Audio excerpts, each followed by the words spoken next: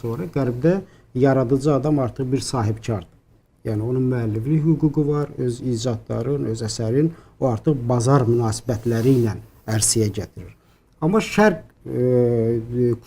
mədəniyyətində, şərq kültüründə bu anlayış o şəkildə oturmuyub. Məsələn, bizdə sözün dəyəri heç vaxt maddiyyatla ölçülməyib. Yəni biz gözümüzü açıb belə bir dünya görməmişik ki, sözü maddiyyatla ölçülsün. Ona görə də məsələn mən indi qonorar almağa başlamışım. 46 yaşım var. Mənə həmişə ayıb gəlib ki, adam yazdığı şeirə görə və yaxud məsələn yazdığı hekayə, danışdığı fikrə görə nə dərəcədə bunu maddiyyata bağlamaq olar? Bu tamamilə mənəvi bir prosesdir. Və bunu biz öz oxucularımızla, öz cəmiyyətimizlə belə deyək də könüllülük prinsipi əsasında paylaşmalıyıq. Amma bu müasir dünya dəyərləri, artıq bu bazar dəyərləri diktə eləyir